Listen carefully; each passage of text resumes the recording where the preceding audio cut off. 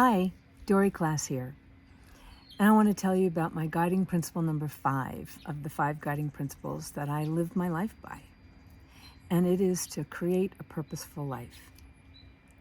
Now, I know this word purpose gets a lot of, it's the subject of a lot of conversation these days, and especially in corporate settings. But I would argue that on the simplest level, at least for me, living a purposeful life is about learning to come from love, to lead from love, to be love walking, to see love walking. It is really about love. Not so easy, and it's a concept in some ways. So then there's the what's love in action, right?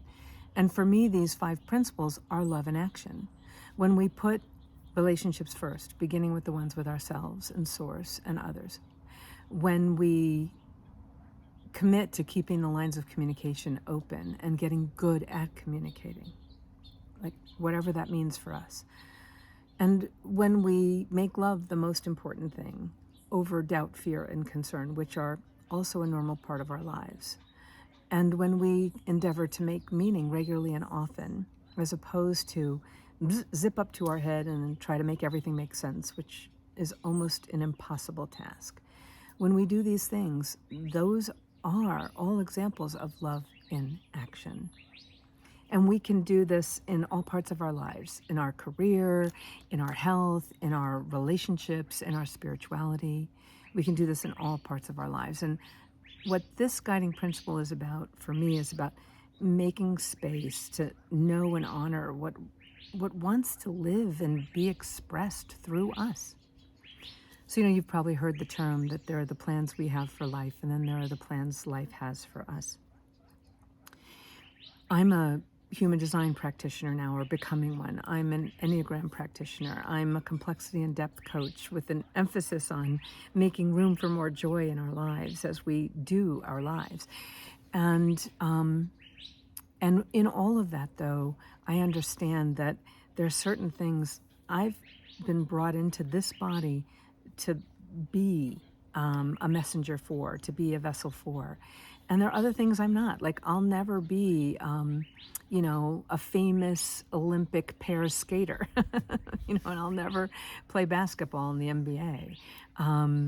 I'm seated for something else, and that is to be a messenger for love, for sensuality, for coming back into our bodies and our hearts and our minds, and for embracing that journey to wholeness and removing the barriers to it and love. That's what I'm here for, and that's what I stand for, and that's what I work on as a mother, as a wife, with my clients, and now here in this more public setting with all of you.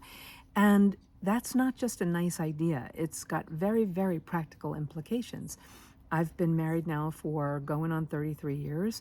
And yes, we've had our ups and downs, of course, throughout. And we're at this really lovely place where it's a wonderful dance. And it's always been, but it's even more wonderful now.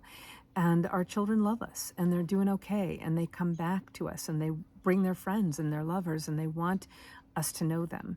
And our lives are rich. We have options, we have resource, and we want to share these. And this is possible for everybody, in each of us in our own way, right?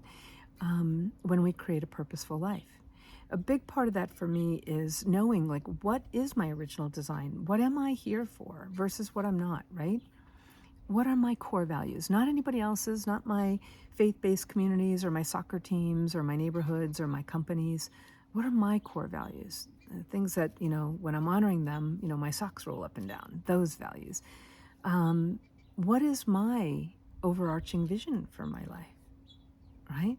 And how am I choosing in ways that are correct for me and aligning with that, right? That's what I mean by purpose and unique purpose, is mining for those things, knowing those things. And then in the process, when I say complexity and depth coach, a big part of the work is to turn toward the complexity that our lives tend to be, and often we make them more complex than they need to be. And finding the through line, finding the simplicity in the middle of all that just kind of settles everything down.